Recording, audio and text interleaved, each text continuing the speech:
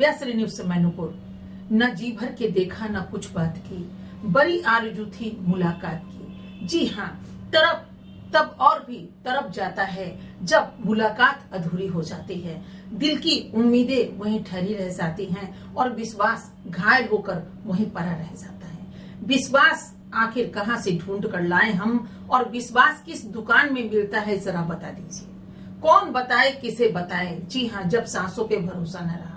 हम बात कर रहे हैं उत्तर प्रदेश के मैनपुर की, जहां बीते 11 तारीख को एक लड़की और लड़के का विवाह संपन्न हुआ।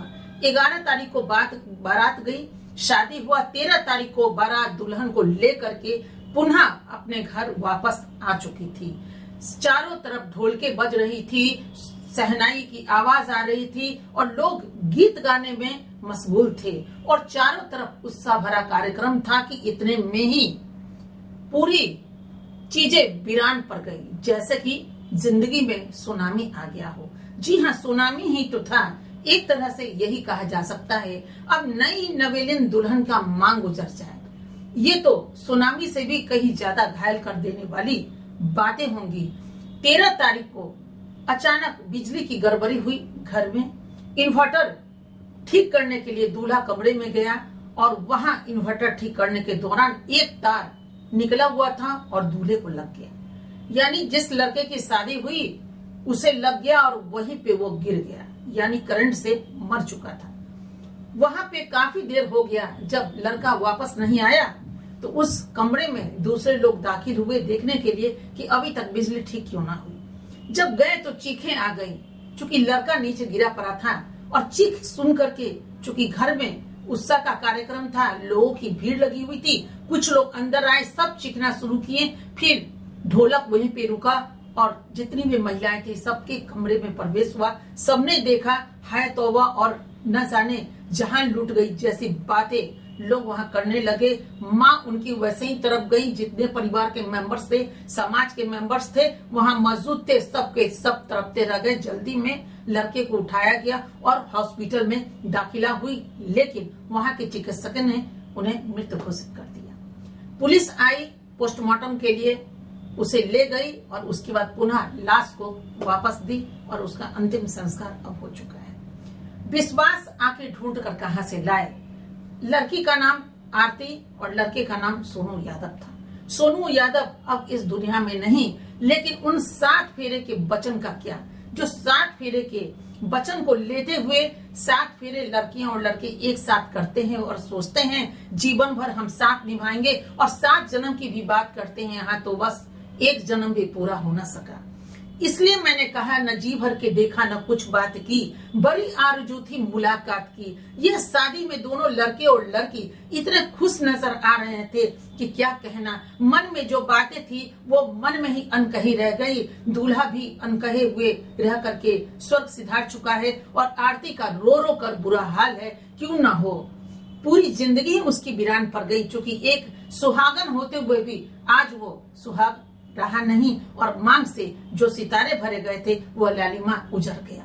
अब वीरान पड़ चुका है उनके मांग का सिंदूर और उनकी जिंदगी बिल्कुल आधी अधूरी है।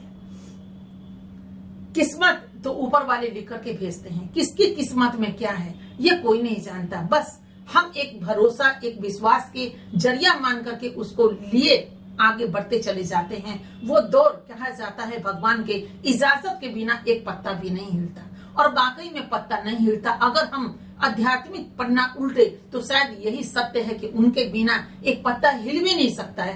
कब कहां कौन मिल जाए, किस रूप में, और भगवान कब आपके सामने प्रकट हो, क्योंकि भगवान जो होते हैं वो स्वयं अब साक्षात अपने रूप में प्रकट नहीं हो सकते। अगर होंगे तो लोग बेहोश हो जाएगा। तो किसी न किसी इंसान के रूप में भगवान का प्रकट हो जाना लाजमी है। वो आते हैं, सहयोग और सहायता करते हैं और उसके बाद वो चले जाते हैं और हम लोग सोचने पे मजबूर हो जाते हैं कि जो कार्य न होने वाला था वो कार्य कैसे हो गया। और आखिर ये जो स्थिति मैंने आपको अभी उत्तर प्रदेश की सुनाई है, जो मैनपुर की है, और सोनू की जिंदगी में हो सकता है उतनी ही आयु लिखी हो।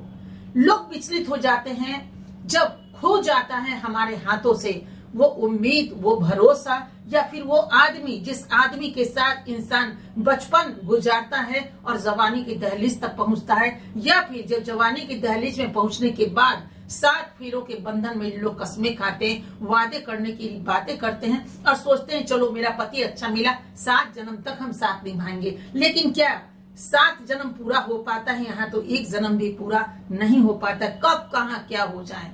हमें याद आता है फिर रामायण का वह पन्ना अगर पलट दिया जाए, जब माँ सीता को वनवास हुआ था 14 वर्ष। माँ सीता का कोई कसूर नहीं था, लेकिन भगवान श्री राम जी को जब माता के कई ने वनवास की बातें दशरथ जी से की और उसके बाद उन दोनों को जब वनवास हुआ तो पति के साथ पत्नी भी वनवास में चली गई। पहले का पन्ना उल्टा जाए तो पहले के पन्ने में भी सती प्रथा थी, जहां अगर पति मर जाए तो पत्नी को भी उसके साथ सती कर दिया जाता था और कहा जाता था कि नहीं यही रीत और रिवाज है। आज सारे चीज खत्म हो गए, रीत और रिवाज। आज एक दिन बस शादी हुआ और उनके पति चले गए, लेकिन आज उस आरती का क्या?